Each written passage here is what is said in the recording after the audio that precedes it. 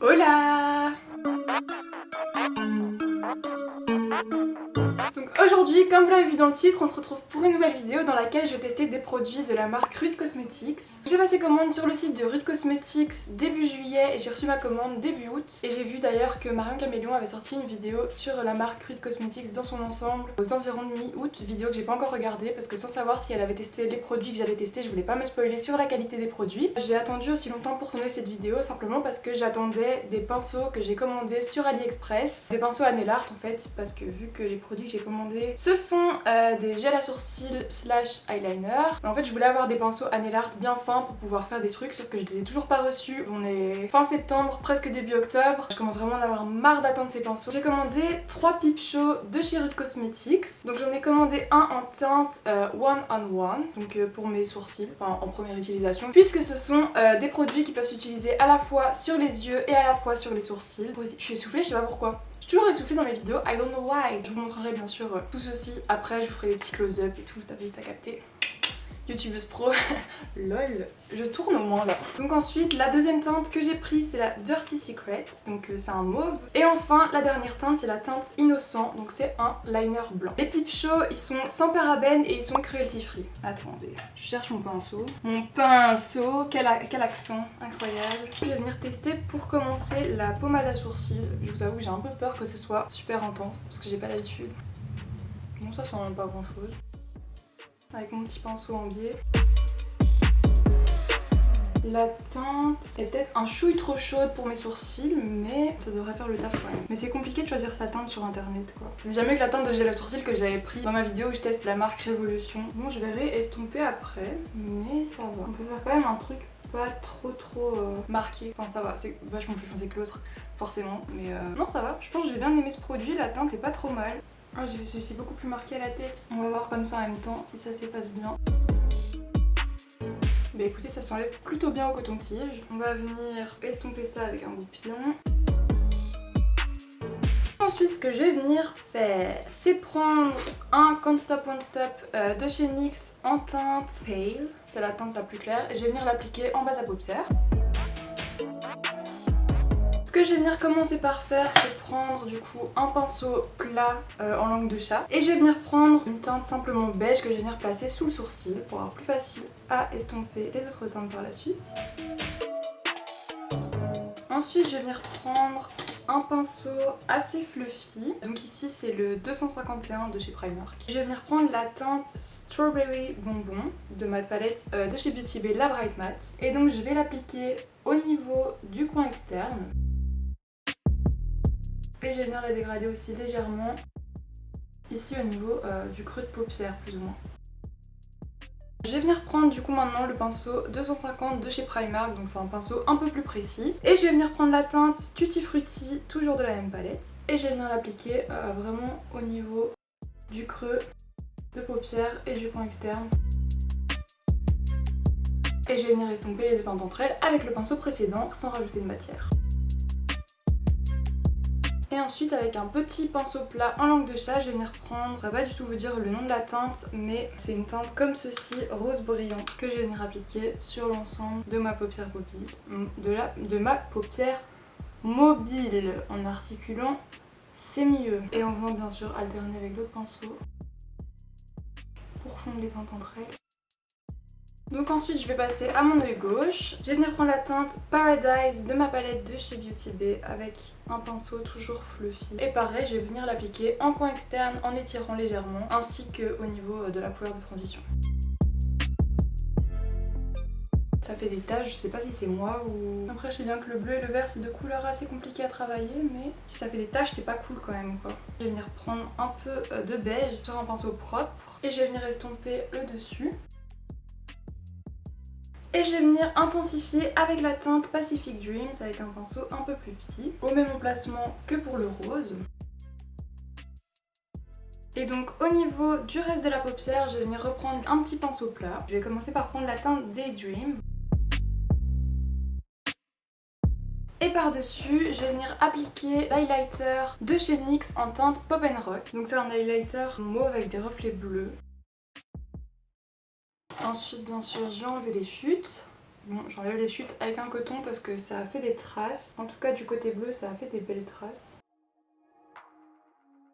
Je vais venir appliquer mon concealer, c'est le Can't Stop Won't Stop, donc le même que j'ai utilisé en base, mais cette fois-ci en teinte Light Ivory.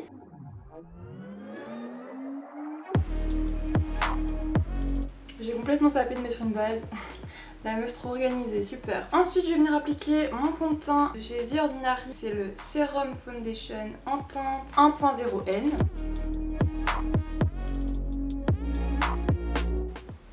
En fait c'est un cerne qui sèche. Oh là là, je poudre mon dessous d'œil ainsi que l'ensemble de ma face puisque j'ai mis du fond de teint sa mère. J'ai trop peur sur mon nez, c'est sûr ça va faire des taches sèches. Putain ça fait des... Ah ça va me saouler. Mon nez j'ai toujours plein de zones sèches alors que gros j'ai fait un gommage juste avant. Ça me saoule. Après peut-être en mettant du pchit pchit ça va faire du bien à ma peau. Je vais venir faire mon teint avant de m'occuper de la suite pour mes yeux. Ma pince elle est en train de se barrer.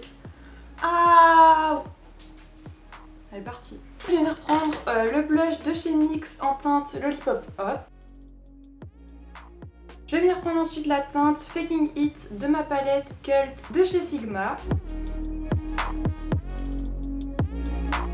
Je vais venir prendre un pinceau de chez Luxie, donc c'est le 121. Et je vais venir prendre la teinte Paradise avec ce petit pinceau fluffy en fait. Et je vais venir l'appliquer du côté rose au ras de cils inférieur.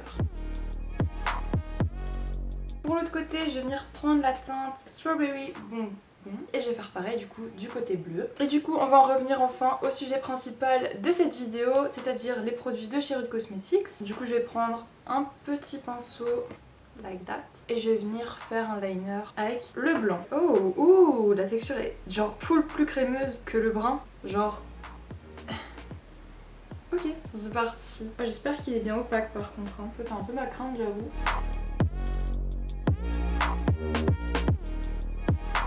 Enfin, la texture elle est vraiment super molle quoi, genre on dirait du beurre qui est resté à température ambiante.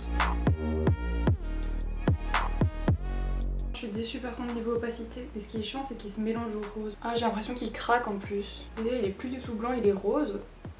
Et il craque, j'ai le seum. La solution pour qu'il soit blanc c'est de remettre une couche, hein, mais vraiment c'est chiant, il craque. Je suis en train de galérer, je suis en train d'empirer le truc. Mon liner au départ il était pas mal. Moi je vais tester le mauve aussi mais je sais pas comment. Tant que j'en suis dans mon petit look, je me dis je dessinerais bien un petit cœur là. Oh mais attends, j'allais dessiner mon petit cœur. Vous pensez pas il manque quelque chose? Genre de l'highlighter quoi. Par exemple. La meuf qui oublie de mettre de l'highlight. Comme la plupart du temps je mets mon highlight cassé de chez H&M en teinte Delicate Pearl. Et du coup on va voir la texture. Mais c'est vraiment le blanc qui est super mou. Est-ce que c'est un problème au moment de la fabrication ou quoi? Quoique le mauve est fort mou aussi mais beaucoup moins que le blanc quoi. Je suis déçue aussi par l'opacité. Bon. Oh il est sec. La déception. J'avais trop hâte de tester les produits et je suis un peu déçue j'avoue. Je sais pas quoi en penser honnêtement. Parce que c'est pas, enfin que ce soit le blanc ou le mauve, ils sont pas très opaques. Je sais pas si le mauve il croûte ou pas mais le blanc il croûte. Je suis pas convaincue. Autant genre la pommade à sourcils, moi de ce que j'en ai testé elle est cool. Autant les autres produits, je suis moins convaincue. Au niveau des lèvres, je vais venir prendre mon crayon de chez Illamasqua en teinte Raw. Donc c'est un bois de rose comme ça. Je pourrais rester avec un trait nude comme ça. Quoique un trait nude ça passe crème. Mais je mets tout le temps du nude. Bon tant pis, je reste dans ce genre de teinte. Du coup je vais venir appliquer un Butter Gloss de chez NYX en teinte Glazy Days. Je crois que je l'ai déjà mis dans une vidéo celui-là. Et j'aurais pu le faire avant mais je vais venir finir avec le MAC Fix Plus. La main toujours propre.